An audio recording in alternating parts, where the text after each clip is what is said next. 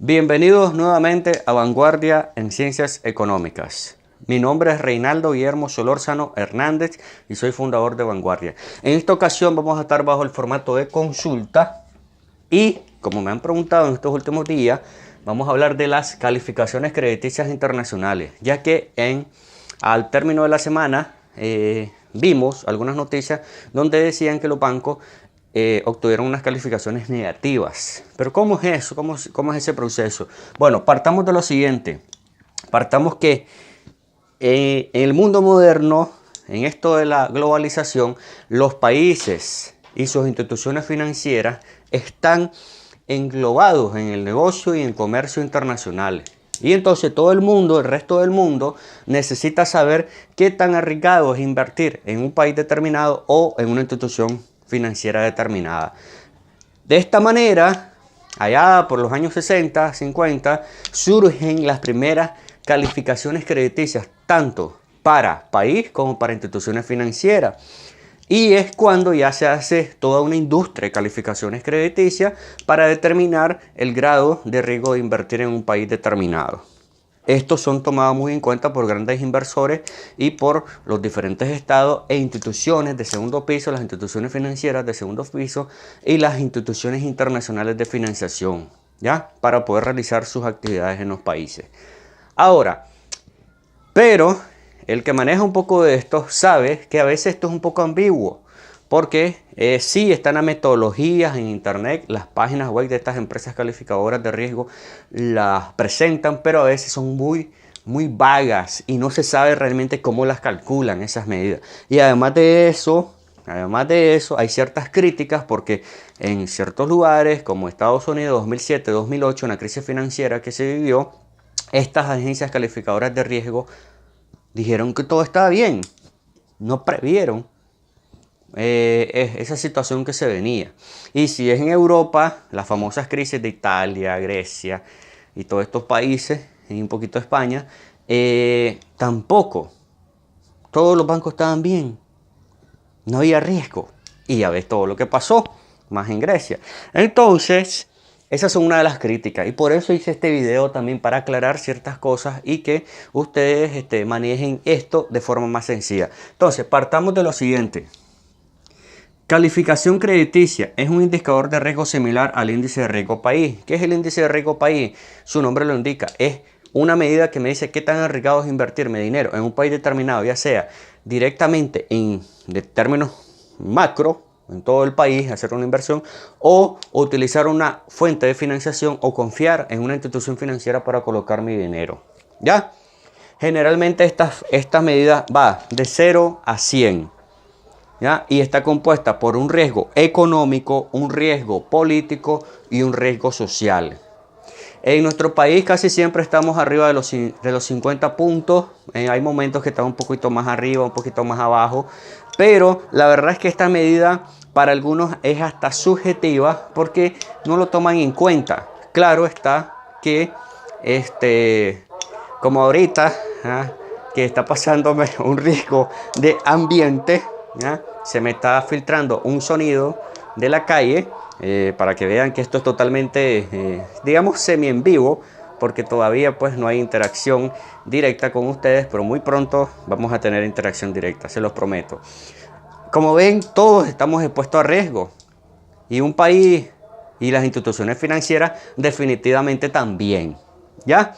Entonces, ¿qué pasa? Las agencias calificadoras surgen para dar estas medidas de riesgo. Y en la actualidad hay las tres poderosas, las más grandes del mundo. Moody's, Standard & Poor's y Fitch Ratings.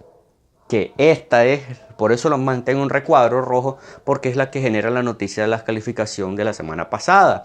Resulta que en qué se basan estas tres empresas, y especialmente la última, se basa en ciertos criterios que van desde riesgo económico, institucionalidad, riesgo del sistema financiero, riesgo crediticio, perdón, riesgo de cultura de pago. ¿Qué sucede con el riesgo económico? Evidentemente, todo es afectado por la economía. Todo. Por eso lo económico y lo social van de la mano. Y es lo mejor que vayan de la mano. No pueden ir por caminos separados. Y eso afecta y eleva la incertidumbre. La institucionalidad. Estamos hablando de los procesos legales y marcos legales. ¿ya? Y evidentemente un empresario no va a ir a colocar su dinero en un lugar donde la institucionalidad sea muy frágil, ¿ya? O donde no haya, ¿cómo les diría yo? Seguridad de que si pasa un litigio legal, no exista un marco que él pueda ocupar. El riesgo del sistema financiero. Ahorita en el ambiente anda esto que se están fugando dinero, depósitos y todo esto. ¿Ya? Pero como aclaro en el video de pánico financiero, eso no va a pasar tan rápido y hay síntomas. Y gracias a Dios todavía no estamos en esos síntomas. Y el riesgo de cultura de pago, el riesgo crediticio. Muchas empresas que tenían deuda o tienen deuda con las instituciones financieras del país no han pagado a tiempo, han caído en mora o no se están endeudando más. Ahora, estos son los criterios. Luego salen las medidas o calificaciones, que son 3 escalas generales. Las escalas A, que son grado de inversiones, que es cuando el país o las instituciones financieras tienen certeza de su estabilidad en el tiempo.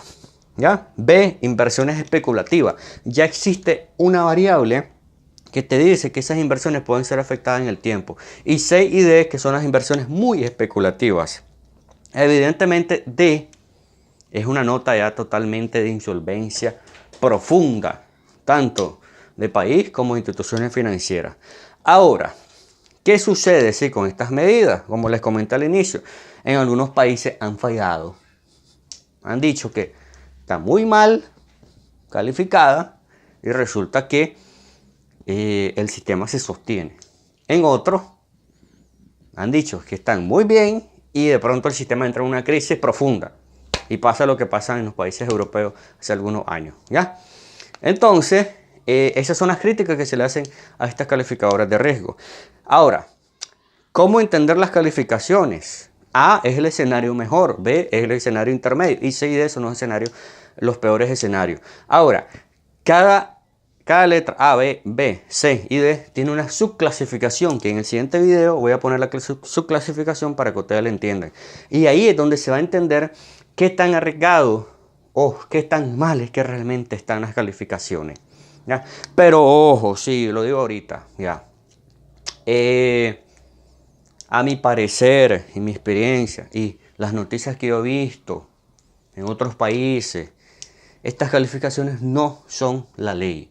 Lo que pasa es que hay un mundo del comercio internacional que se registran por estas calificaciones, se guían por estas calificaciones. Y claro, eso genera pánico, incertidumbre, ¿ya? Para cualquier inversionista. Pero yo creo pues que estamos en Nicaragua y nos debemos guiar más que todo por los indicadores de la Superintendencia de Bancos y también algunas pruebas de estrés propias, a lo que yo le llamo tropicalizarla, nuestro contexto. Recuerden que no es lo mismo alguien que está fuera del país a alguien que está dentro. Puede tener contactos, puede tener información directa, pura, pero no lo mismo. Y por eso es que hay algunas metodologías donde salimos, o algunos países salimos muy mal, ¿ya? Y otros salen muy bien. Ahora, otra cosita, no hay muy pocos países donde obtienen la mejor calificación, que ya la vamos a ver en el siguiente video. Así que básicamente esta primera parte es para decir qué criterios utilizan: el riesgo económico, la institucionalidad, el riesgo del sistema financiero, el riesgo de cultura de pago, ¿ya? Y los sistemas de calificación. En el siguiente video voy a poner ya las escalas de calificaciones que se utilizan para realizar la medida cualitativa y cuantitativa de riesgo para los países como para instituciones financieras. Así que, como siempre, espero que este video les sea de utilidad, ¿ya? Y esperen el siguiente, que es la escala ya. Así que estamos abiertos a consulta y como siempre, somos de vanguardia. Muchas gracias.